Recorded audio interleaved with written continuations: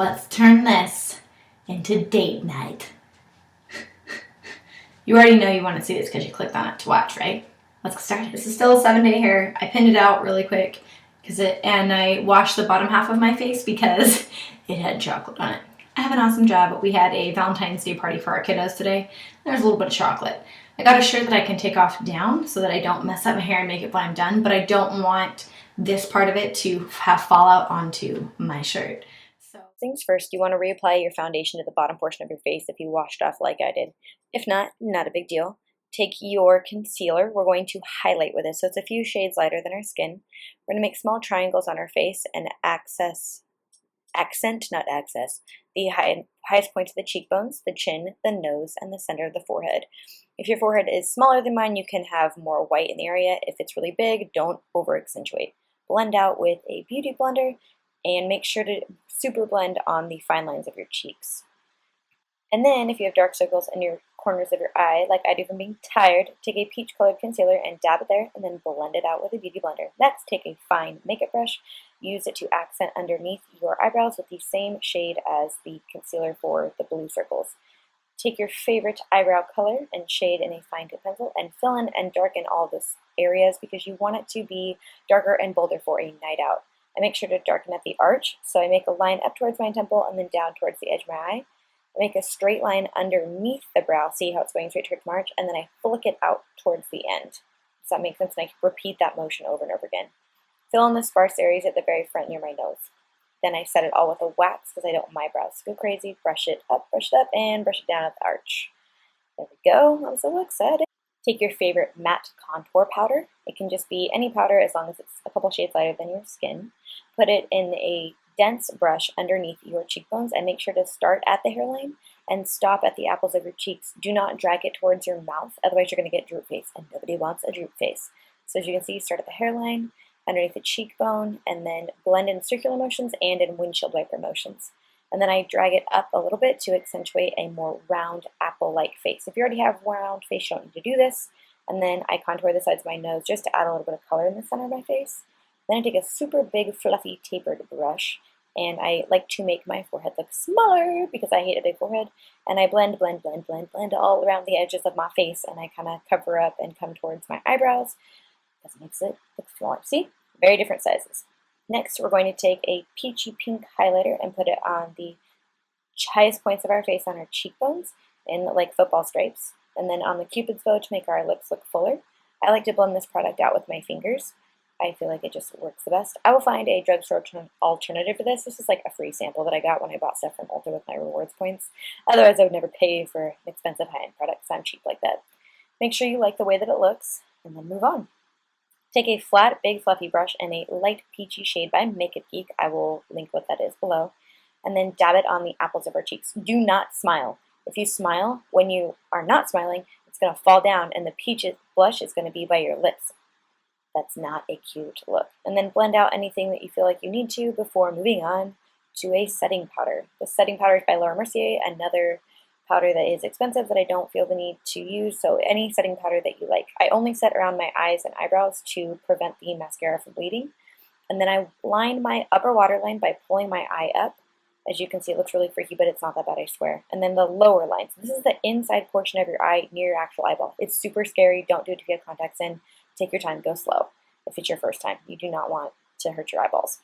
Next, take a pointed but smaller brush, and we're going to blend out dark shades. Just kidding. Get a paper towel, put it underneath your eye, tissue paper or pad. Hold it there so the fallout from the black does not fall onto the makeup you just put all that time and effort into doing. Take the darkest shade you have, and take a small pointed brush and keep the darkness near the eyelashes and blend back and forth in windshield wiper motions, and then teeny itty bitty circles. See? Itty bitty circles. See that? Yeah. And swipe. Put it up towards your crease, and then get Cupcake and a fluffy brush, which is a light pink, and blend all over our eyelid. Blend. This is going to be our transition shade. It's going to make this smoky eye look freaking bomb. You can use light purple if you want to as well. Then get a flat, stiff shader brush.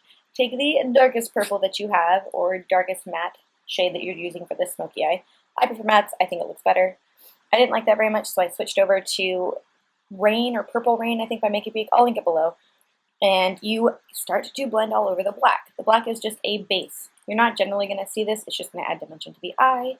And you're going to go from darkest purple near the base, near the eyelashes, and fade up and do like ombre colors up towards that crease. Does that make sense? Okay, I'm going to do this again. We're going to blend, blend, blend, pack that eye color on, and keep getting larger brushes. So small brushes at the base near your eyelashes. I can't remember eyelashes when I say base. And then as you go up, the brushes get bigger and they get fluffier. The brushes, cannot talk today. As you can see, we're going to do this again on the lower lash line. This is going to pull the whole look together. It's absolutely worth the step. Please do it. So get that pad or whatever you're going to use to protect the fallout. A pointed brush on the outer 2/3 of your eye, put that black and blend it out. This is going to be the smallest, most precise brush that you have to keep it as close to the lower lash line as possible. Then get a slightly fluffier brush and get the next lightest shade, not the darkest. So we're going from dark to light this time. And just like we did on the top portion, and it's going to get lighter as it goes into our crease. That's going to keep the inner portion of your eye really open. If you go too dark, you're going to close off your eyes. If your eyes are wide set, go ahead and try it. But if they're normal or close, I would not recommend that. So dark on the edge, lightest, and fluffier brushes as you get closer. The very closest is going to be the biggest brush, your finger, with your favorite shimmer color. Mine is Shimma Shimma by MakeupGeek. It's amazing. Oh yes, look at that. Beautiful, beautiful.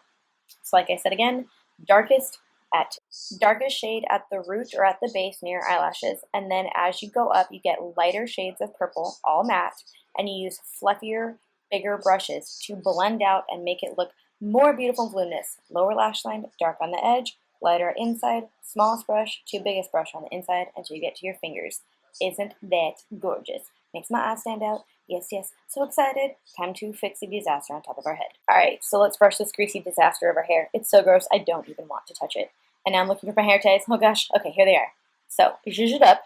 Usually just use your fingers, make some volume. It's got so much product in it now, it'll get there by itself. Take a section behind your hair, brush it up, clip it out of the way. Take another section about an inch thick and secure it with an elastic. Each section is going to be like an inch to a half inch. Depending on the thickness of your hair, you can make this different. And you can do less buns or more buns for this mohawk. These are going to be little buns. Does that make sense? This was very, very comfortable to wear out. I did not go too tight against my head, and it just kept it out of my face. Oh, it was great. Now brush out that top section. Take both of your fingers on either side of your temple, go up towards the back, and then tease gently with a wide comb. Then pull these sections out towards your ears and pin it with bobby pins. Take the entire area, secure back with an elastic where you want the bun to sit, which should be visible from a perspective in the mirror looking forward. Does that make sense? Then tease it again with a wider brush or comb because you don't want it to be too hard of a tease. And the technique I found the best for this is to wrap it, pin it with at least 2 bobby pins on the left and right, possibly in the centers too, and then tighten it in the center to create some volume and width and mess with it and make it the way you want to. Then use smaller bobby pins to secure the little flyaways. Does that make sense? Okay, we're going to do it again. We're going to tease, we're going to wrap it. I don't like it, we're going to try this again. We're going to wrap it around, secure with some bobby pins, and then you're going to move on to the next one. Same thing, wrap around, pin it in place, one on the right, one on the left, and then after this you're going to create volume by pulling it out at the center or by pulling it out on the edges like you just saw, then securing with smaller bobby pins any weird flyaways.